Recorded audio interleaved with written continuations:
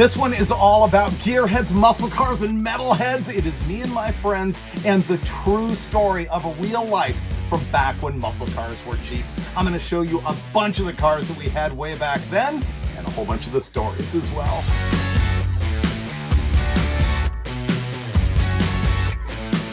In the 1980s, muscle cars were dirt cheap. And I know, because I'm one of the kids who caroused Hollywood and bought a whole bunch of cars with a bunch of my friends. This is that story. We lived in what we think is absolutely the best of times. This video is going to cover about 1982 or 3 up to the very, very early 90s. It was a time when me and my friends were living nearby Hollywood, California. We were out on the Sunset Strip, and that explains why in these photos you will see us with all kinds of hair. And even though we looked like we were in a band, we really weren't. Instead, we were gearheads. We were out at the swap meets. We were buying muscle cars off the streets. We were at the street races. It was a whole scene, and shockingly, we had a whole bunch of different cars. And in this video, I'm going to show you all those cars and tell you some of the stories about the way things were back in the day. Speaking of the back in the day, I will share some photos now, and the whole Hollywood Boulevard Sunset thing is going to explain why we look the way we do. First of all, yes, this is me way back then, and yeah, that is my real hair. Now, I had a couple of friends who really got me into the car scene, who I did almost everything with. The first of them, who I met initially when I was about 13 years old, was Tony Savasta. He hates this photo, which is of course why I picked it. He's wearing the Sally Jesse Raphael glasses. I just made fun of him for that the other day. And over here is Greg Parsons. He's actually the guy who's editing this video. He got into editing way back. It has to have been 35 years ago at this point. And so I'm lucky that he was able to put this together for me. So all of us are still talking to each other. I've come up with these guys. I've called them, texted them to come up with all sorts of stories that are in this video. All 3 of us went to John Marshall High School in the Silver Lake area of Los Angeles, and I took auto shop there the whole time. And just to give you sort of some context of what life was like at the time, well, you've seen this high school in a ton of movies. In the 80s, they would involve things like Zapped or Pretty in Pink, but it was in stuff way longer ago than that. Room 222 is an ancient TV show that was shot there, but also the video for Van Halen's Hot for Teacher. And yes, this is Eddie Van Halen walking down the desks in the very high school library where I would sit and read copies of Carcraft and Hot Rod magazine. And so while we weren't musicians, we were sort of in that musical world and in that whole scene. The other thing is that Tony and Greg both worked for Glendale Speed Center. You can see them in this photo. That's Tony on the left, Greg on the right, and they're with a Jacobs Electronics test demonstrator for their ignition box. I was working at Jacobs Electronics, so we were all sort of in the high performance industry at the same time. I mean, before we got those jobs, I remember Greg was working at Chief Auto Parts, Tony worked at a Dodge dealership, I worked at a Dodge dealership, I worked at a machine shop, so we were sort of embedded in the automotive world in our tiny little universe, and even a little bit bigger than that. The other thing that is really fortunate about that time is that I took a lot of photos. Here's a picture of me with my Pentax back when I had the Bon Jovi hair, and I shot a lot of pics, but unfortunately, you know, that was 40 years ago, and a lot of the stuff that I'm going to show you in the video, I have to admit, is pretty rough. There's some stuff that's soft or shaky, or it's been scanned a dozen times, or they're really small scans. So everything is not the sharpest and the best, but the stories are going to be. Before I get into car stories, I'm going to tell you that you should buy a 1-843-6572 firing order t-shirt. I've got them in my store, shop.davidfreiburger.com. The link's in the description. People have asked me not to have just black, and so in my store, depending on when you're watching this, you might find white, orange, red, blue, and now Army Green. Check it out. And the Army Green ties into the very first car that I'm going to tell you about here. This is the car that really kind of started it all for me. I mean, when I was 13, I was a gearhead and I was reading all the magazines, I was collecting them, I was putting pictures of cars up on my wall, but then I met Tony and he had this 1971 Duster Twister.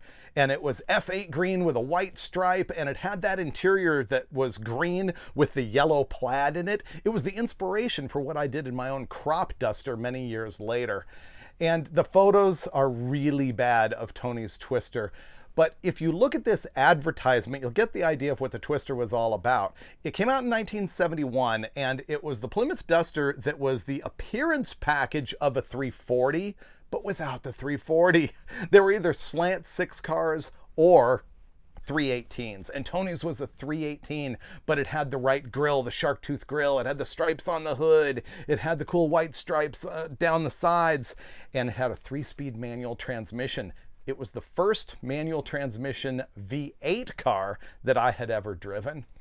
Unfortunately, Tony and I were bombing around in that thing one time. I didn't even have a driver's license. We were on our way to Glendale Speed Center in Glendale, California, and we were getting on the 5 North, Interstate 5 North, off of Los Feliz Boulevard in the Silver Lake area, or Los Feliz area, and he is hauling and he starts to lose it and he gets into a tank slapper and wham, we go right into the guardrail, and I'm like 14, so I'm made of rubber, and my face flies directly into the A-pillar of this thing, and Tony comes over and slides into me, and I remember we come to a stop and he's like, "Are you okay?" And I'm like, "Are you okay? You okay? You okay?" But the car was kind of wrecked.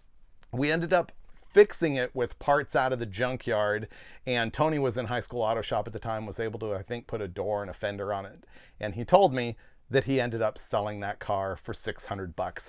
So that was really where my obsession with Plymouth Dusters began. So that was Tony's first car. The way that I got my first car is that my grandmother said that she would buy me a Honda ATC, a used one, if I would get good enough grades. I don't remember what those grades were, but I ended up somehow parlaying that into a car. And I remember the very first car that my dad and I went to look at after perusing The Recycler, a paper classified ad thing that didn't have pictures.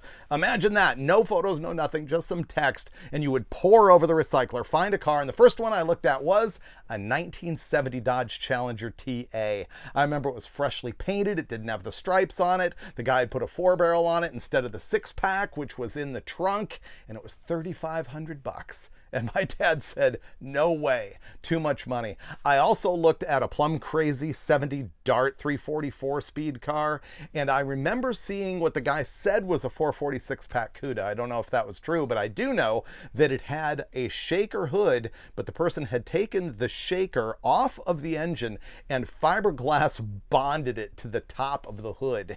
And that was so butch that I just didn't want that thing. So the car I ended up buying with my grandmother's money for $1,800 was this 1970 Dodge Super Bee. And it seemed like an old car at the time, even though it was only 13 years old. Now, I'm not going to give you a whole bunch of background on my Super Bee because I do plan on making a whole video about that because it has a long history with me. It's been painted a couple times. It's had a bunch of different engines in it. A lot of people know it from Hot Rod Magazine and such, and I need to resurrect it and get it out of the garage. So that'll be an upcoming video on my channel. But know that my first car was that Super Bee. And then there's Greg's first car. I hadn't met him yet, and he only had the car a very brief period of time, but it was a 1968 Mustang Fastback. At the time, this would just be whatever. It was a 289 and an automatic. It was cool that it was a Fastback, but he only paid $1,800 for that car.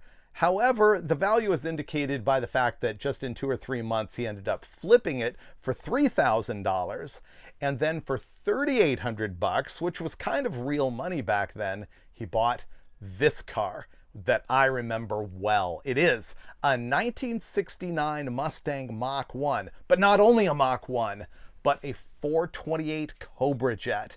And in fact, the friend that he bought it from, and by the way, that guy sold it to get a Calbug, which was a thing back then, that guy told Greg that it was a Super Cobra Jet. And the thing is now, so many years later, and with a lack of a lot of photos, it's hard to really track down if it was in fact the Super Cobra Jet. You know, it would have had things like a remote oil cooler and a couple of other indicators, but the car did have the shaker hood. Now, it looks to me in these photos like the car had been painted at the time, because the black on the hood is shiny rather than sort of matte, and the shaker is red, which it should not be. It should be black. But let's just say that it is a Super Cobra Jet. And Ford guys, you know what I haven't looked into? I'm not sure if you could get a Super with an automatic, but the car was an automatic. But the Super Cobra Jet, they only made 368 of them in '69. And just a week ago, in August of 2025, one of them sold on Bring a Trailer for $90,000. Now, Greg had this thing for a little while, and we don't remember what he sold it for, but it was one of the first muscle cars I was aware of that got sold and shipped to Japan. Back in those days, we would go to the Pomona swap meet, and it was great for buying cars. It wasn't as much of a show as it is now. It was actually for buying and selling cars and parts. And I remember that there would be car haulers that would show up, like, you know, big trucks that would carry 6 or 7 cars. And guys from Australia and Japan would walk around with cash, and they were buying muscle cars right and left back then. It was kind of a big deal, and I remember there was a controversy over, should an American muscle car really be leaving the United States? But that's what happened with Greg's. It got shipped off to Japan. Which reminds me of another thing that I wanted to say at the top of this video and forgot about. If you recognize any of these cars and you know where they are today, if you can connect the dots and go, hey, that's the same car, please post about it, or you can email me at HeyFreiburger@gmail.com, and that email address is also in the description. When Greg sold the Mach 1, he was able to buy a 1970 Plymouth AAR Cuda. Unbelievable. If you don't know what this car is, check this out. In 1970, there was SCCA Trans Am racing, and it was big. It influenced the Boss Mustang, and of course Trans Ams and Camaros. That's why they have the 302 in them, the Z28, and also the Dodge Challenger TA and the Plymouth AAR Cuda. The AAR met all American racers. It was Dan Gurney's racing outfit, and he drove the Plymouth Cuda in a couple of races and then handed over the wheel to Swede Savage, who also ran these things. And unfortunately, Mopar never won a single race, and they finished dead last, Dodge then Plymouth. So Plymouth was the worst of the manufacturers in the over 2-liter classes in SCCA Trans Am that year, but it didn't matter because the car was awesome, and they only made 2,724 of these. Greg's was an automatic, and it also was in Sassy Grass Green, which was very cool. Now, the AARs, they came with a 346-pack engine, and they had 355 or 391 rear gears, side exit exhaust, the special stripe, the fiberglass hood, which, by the way, I think the new Challengers, or the ones they discontinued in 2023, have a hood scoop on them that was inspired by the AAR. They look so similar to that. And they have some other tricks and stuff. They were available with fast ratio steering, for example. But man, I remember Greg so well. It was such a radical car. And look at this last photo that shows Greg's garage and a couple of engines here. The original TA block, which was a little beefier than a standard 340 block, is sitting on the ground. That's a rare and expensive item. Now on the stand, you've got another 340 that we pulled from some other car that we built up, and Tony, for some reason, wanted to paint it Chrysler Aqua. I don't know why it wasn't Hemi Orange, but that's just what he wanted to do. But it has the rare TA heads on it. The TA heads are, they have a push rod restriction that is moved over so that you can port the heads and have less of a problem with that. Not a very good description there, but suffice it to say the TA head is just a little bit different than a regular 340 head. But what you can see in the picture here is that we've got the mechanically adjustable rocker arms from the TA heads and from the AAR Cuda on the engine that's on the stand. And we put that thing in the car. It was the first engine that any of us had experience with that had solid lifters in it. And the thing just shrieked. I remember it was great. Now, unfortunately, Greg wrecked that car, and he did it in the exact same spot where Tony and I had crashed the Duster Twister. It was on that 5 North on-ramp off Los Feliz. He did the exact same thing and spun it around and smashed it right behind the driver's door in the rocker panel. And he ended up getting a shop to bondo it up, smash it out, and repaint the car, and he sold it. And I saw the thing maybe as long as 10 years ago at the Woodley Park Mopar show out here in Van Nuys, California, and somebody had just finished restoring it. So I know that car is still out there. If you know where it is, hey, drop something in the description or send me an email. I would just kind of be curious to know. Here's another car that came right out of the recycler classifieds, and I remember going with Tony to buy it from the original owner. This one is a 1971 Duster 340 4-speed car, and when we got it, it was the dreaded F8 green. Back in those days, we would call people and, they would have an ad, such and such car for sale, 68 Charger, $1,500, 426 Hemi. We call them, yeah, I'm calling about the Charger.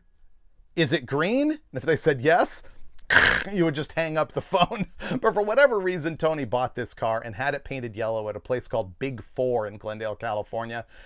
You'll see throughout this video that Tony and Greg got a ton of cars painted. I think it was dirt cheap to get cars painted back then. Of course, it wasn't good, but still an average 20-something could get a car painted fairly reasonably.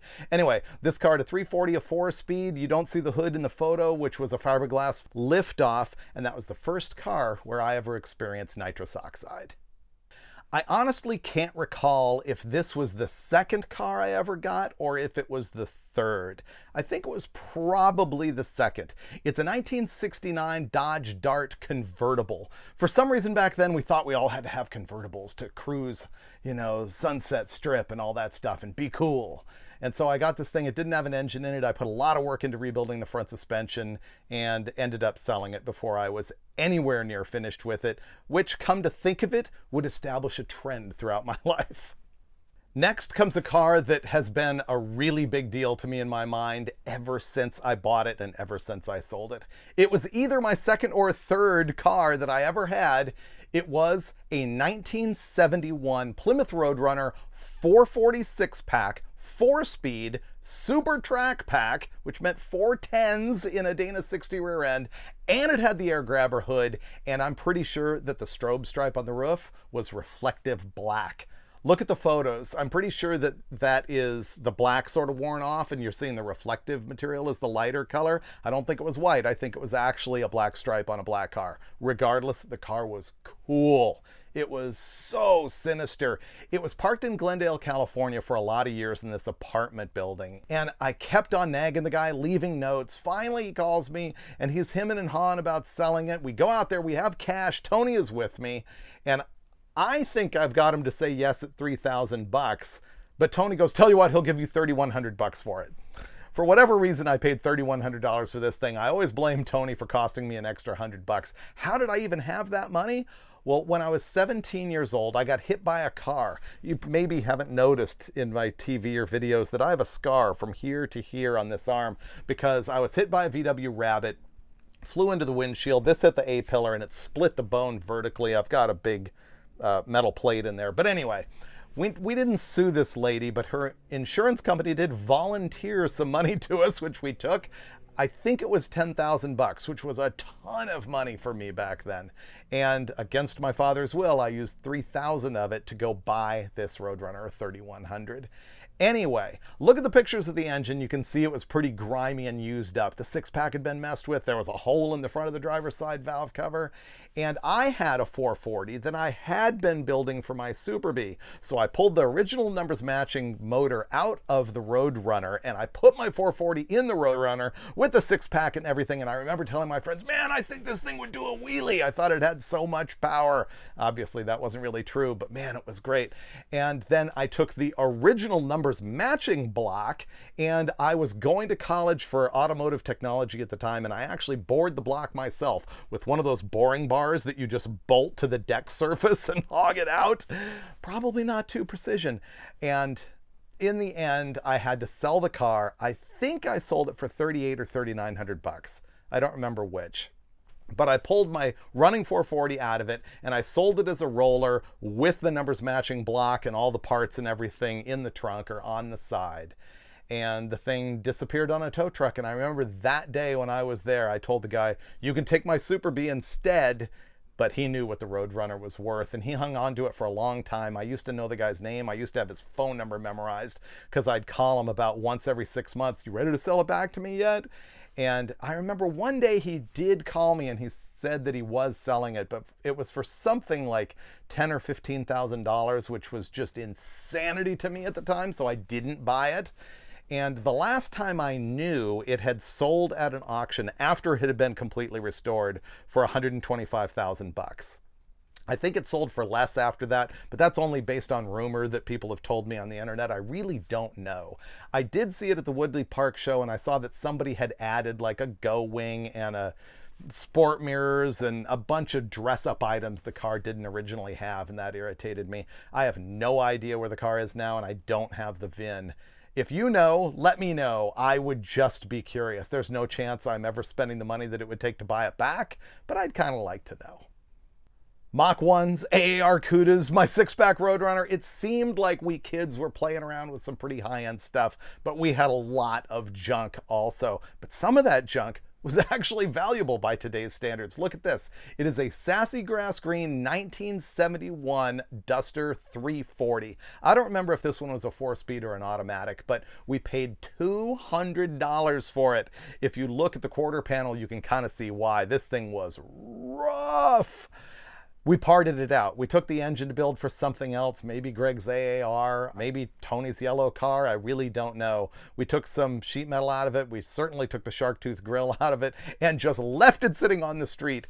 But we did have a junkyard, Bob & Sons, that would come pick stuff up. And so this one went off to Bob & Sons, $200. So that all happened on the street in front of Tony's family's rented house. And in this one picture, you can see his yellow Duster and the green Duster that was going to the junkyard and the Fiat that belonged to his dad. Now remember that because it'll come up later. But we did other ludicrous things in front of this house too. Look at this. We had an A100 van. I have no idea which one of us bought this or why we thought it was cool, but I remember taking it across the street in front of another neighbor's house and gutting the entire like stoner camper nightmare out of the back of this thing, just piling it up on the ground. I think we gave up on the van pretty quickly, and that thing also went to Bob & Sons. That's just a guess. Oh, this reminds me, it's a little bit of a derail from cars, but Tony and Greg got into boats one summer, and I was never involved or into this at all, but they had this Eliminator that had a Ford 460 in it. That one, they never finished it. That ended up going away. But look at the Ford Torino wagon that's towing the thing. I'll tell you about that later on in the episode when you see it again. As far as non-cars, a couple more things. I had a 1978 Honda XL100 that I rode back and forth to high school. Sometimes I even rode it out to work in Burbank, which was, I don't know, quite a ways away. And you can see my Super B in the background of that photo. And then I also was into my ATC, my Honda ATC 200X. And you can see in this picture of me, I'm wearing that red jacket, and on my shoulder is a Camel GT credential holder.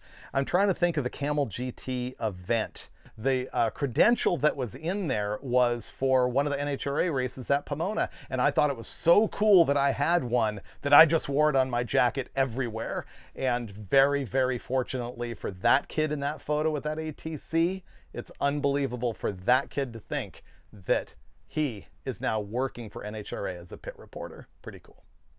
The other thing about being in Hollywood is that we were sort of entertainment industry adjacent. You know, you knew people who knew people in TV and movies and stuff.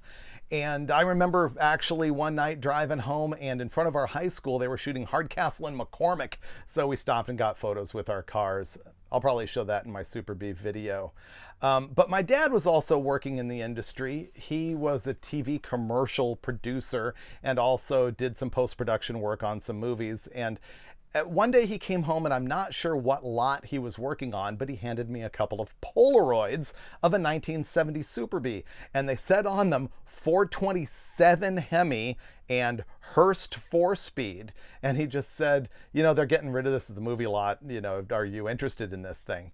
And I drove down there. Somehow I got on the lot and I'm like, unbelievable, the 426, it's got to be a 426 Hemi. And I remember walking up, looking at the car for a quarter second. I opened the hood. It was a 383. I slammed the hood. I was like, this is useless.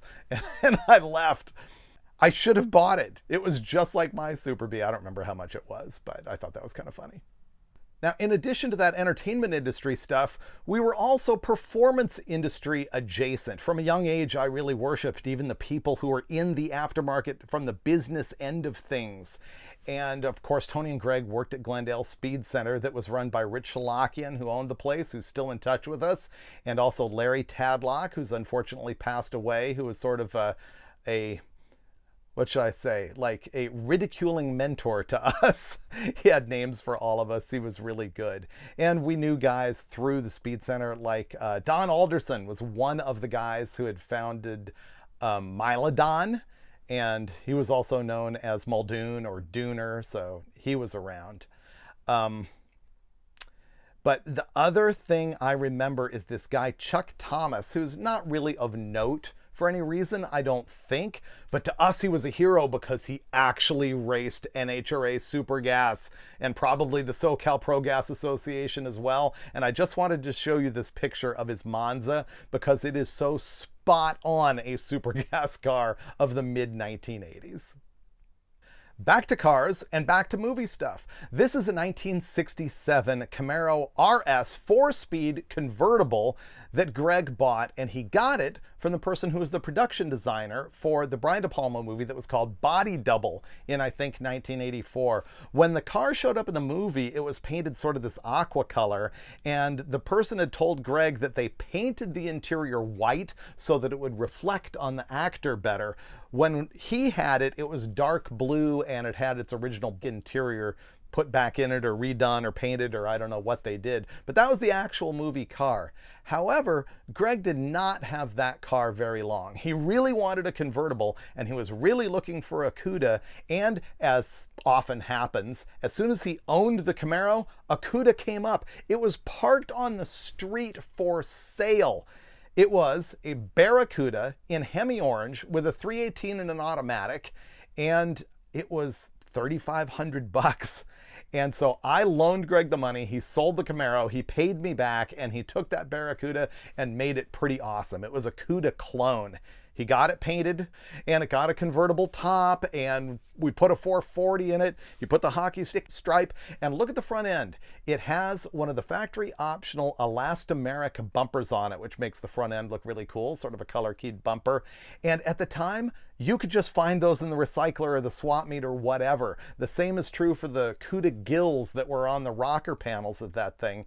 And in 1994, when I was working for Hot Rod, I actually got the thing into Hot Rod magazine in one of the swimsuit issues.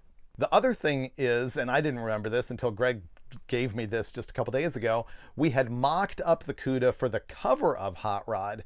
And this often happened. We would do 2 or 3 covers, and everybody would sit in the office and decide which one was better. So it never made it to the cover, but I can show you here that mock-up that was done of Greg's Cuda on the cover of Hot Rod magazine.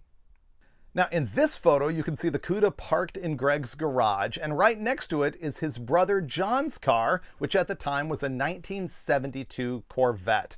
It was a 4-speed car, and you can see in this photo, we ran the thing down to the beach, sort of in a gang of cars one day.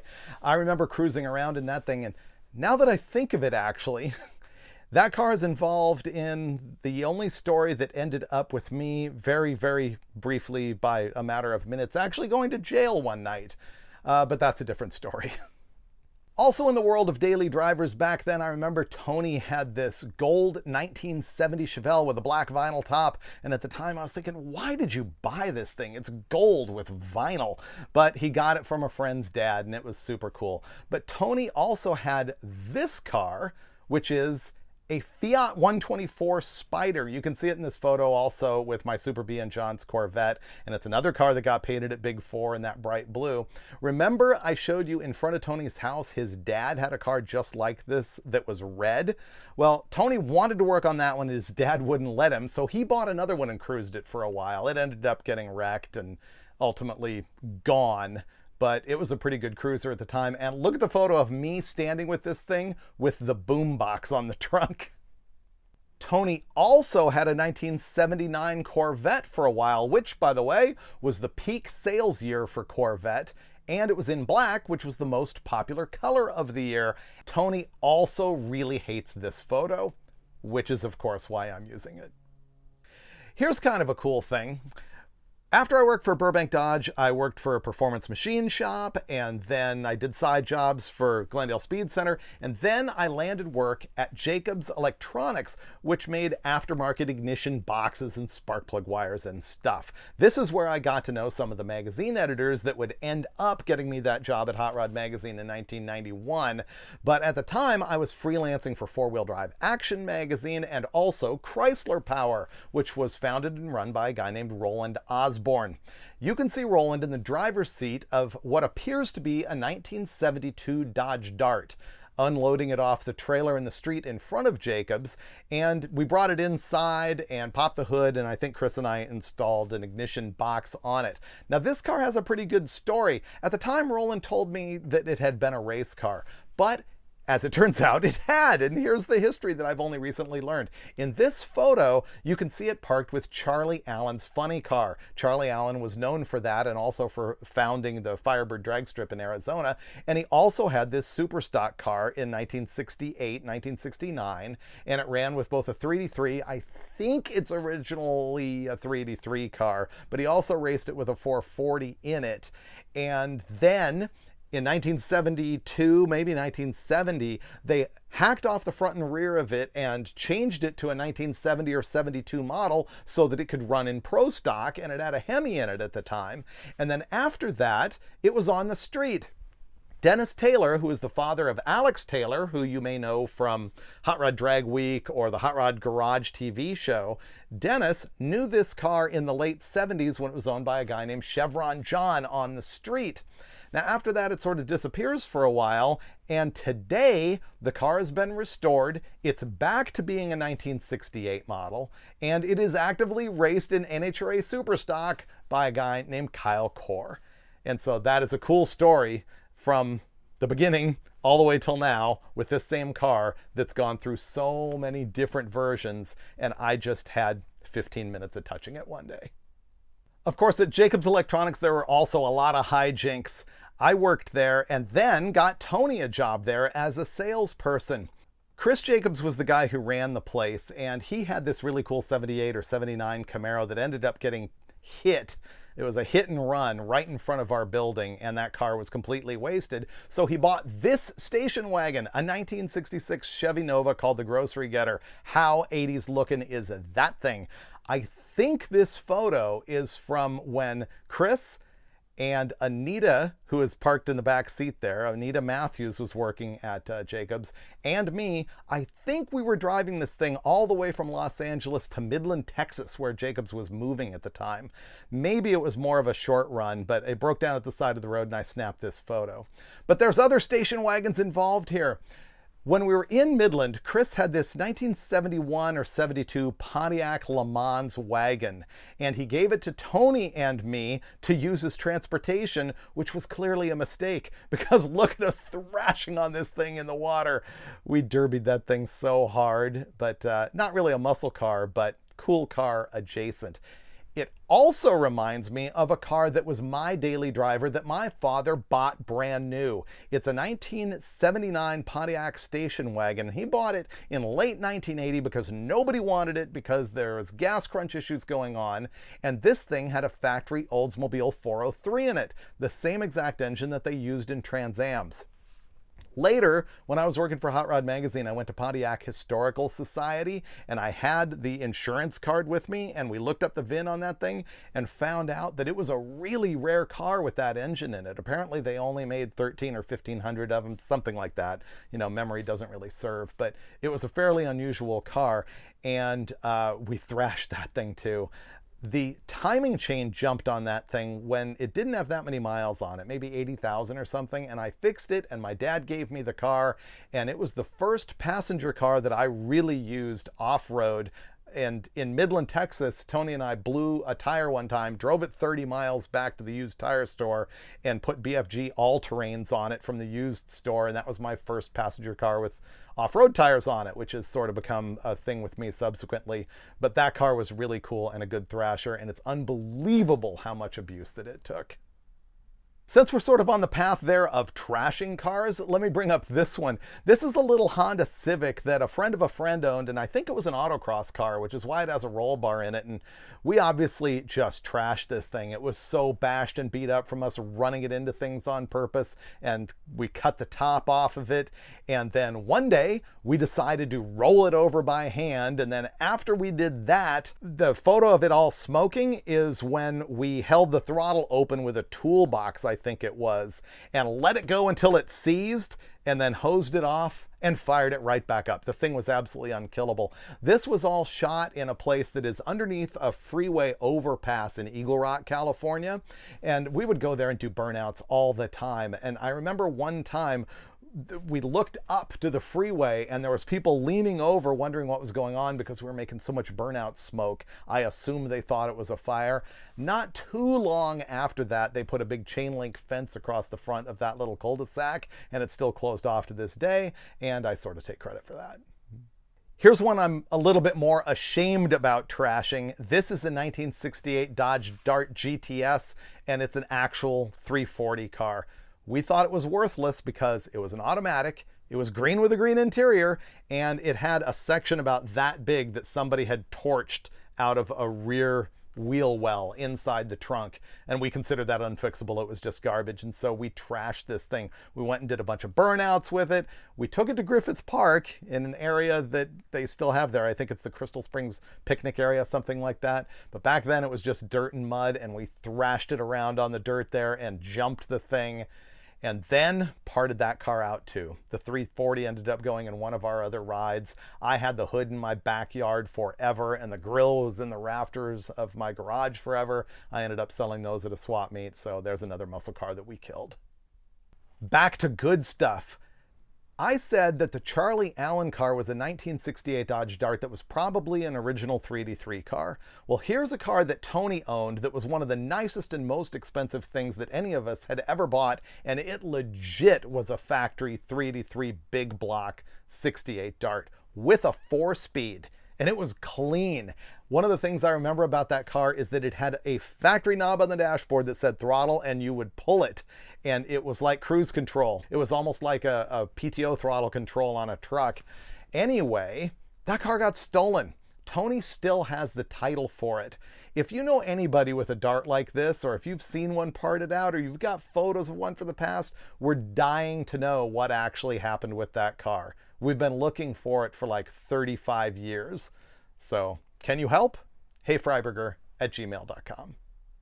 When I was trashing that Civic, there was a guy sitting in it who you saw there, and that was Greg Lasavio, who was the tune-up guy at Burbank Dodge when I worked there. He later on moved to a dealership in Pasadena, but he had a really cool car when we were at Burbank Dodge, a 1970 Dodge Challenger TA.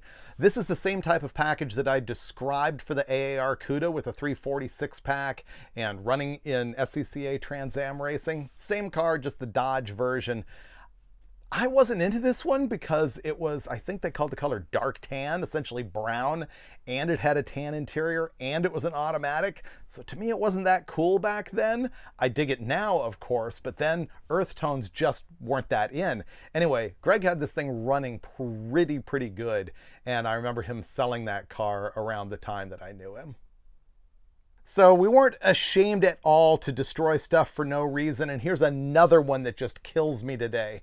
My father bought this 1967 Ford Fairlane station wagon from Griffith Park Cleaners, our local dry cleaners. It still said it on the door when we got the car, and it was a 289, and it smoked, and so in high school auto shop, I did a dingle ball rebuild on that thing.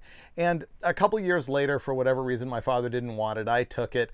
And yes, me and my friends, including Pat Ingram, who you see here is mixed in with Tony and Greg, we plastered it with stickers and cut the roof off of it. But We had a riot that summer in the car. We bombed that thing everywhere. We also had hit dips and jumps with it. I remember there was one big dip in front of the school where the doors would fly open because that car has no frame. It started to sag over the summer. We did take it to the Pomona swap meet, and in this photo, look carefully, you will see the right front fender of Greg's AAR Cuda that was apparently removed when he had the car painted. You'll also see my Super B off to the left, and the next car on the right is a 1970 Dodge Dart 340 4-speed. This is what it looked like when Greg got the thing. I don't know how much this was or where it came from, probably the recycler, but it was a little bit beat, had some undersized dish mags and tires on it.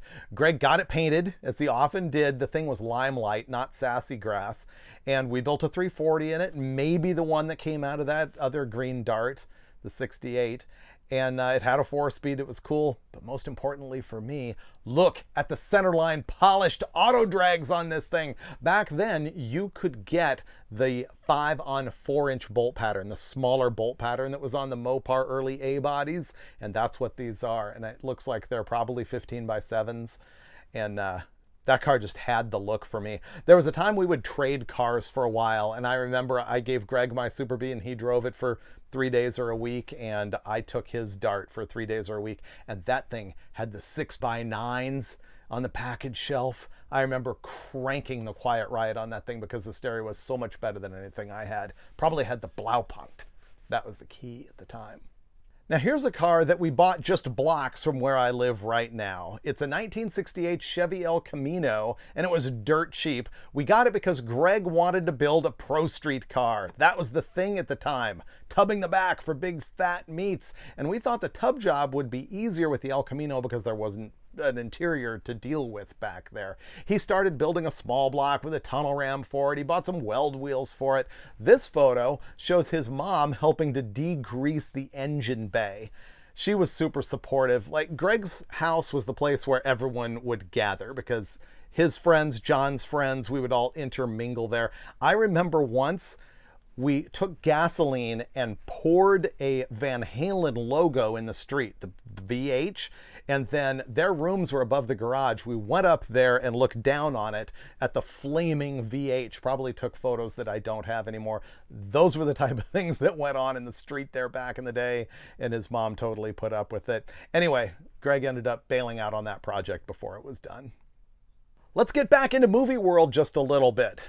If you look on my channel, you will find a video that tells the story of my 1970 Super B being used in an after-school special that was directed by Henry Winkler and that starred Scott Baio and also had a bit part with Danny DeVito. It's a really good video that tells the whole story of how the thing got crashed and the Fonz cussing me out and the whole program. But I wanted to bring up two cars that came into my fleet at the time because of that movie. Actually, now that I think of it, there was more than that. I know there was a 66 Buick convertible that came out of that movie that I sort of absorbed afterwards. And in the movie were my friend Pat Ingram's 70 Challenger, 446-pack 4-speed car. It was yellow. If you've seen this after-school special, you might recognize it. And also a girl I knew, Indrid. She had an early Mustang convertible that was in the movie. So I don't have pictures of that stuff. But I did collect what we called the Double B. So after my car was in a fender bender and couldn't be used in the movie anymore, we needed another Super B, and my father was the car coordinator on the movie. And these were the days when you opened up the recycler because you needed a 70 Super B and you took your pick and you went and bought one. That's exactly what we did. But of course, the one that we bought was dark green. And so we took it over to Big 4. We had the thing fogged orange, and it was used for the balance of the movie after my car was wrecked. Now, we parted that out a little bit afterwards and ended up selling it as a driver. But the deal was, my first Super B came from the factory with a burnt orange interior. And it had all been vinyl dyed and spray painted black. And so this new Double B had an actual black interior. I ended up doing a big swap of door panels and seats and dash and things. So actually, you know what? The bucket seats out of that car are still sitting over here.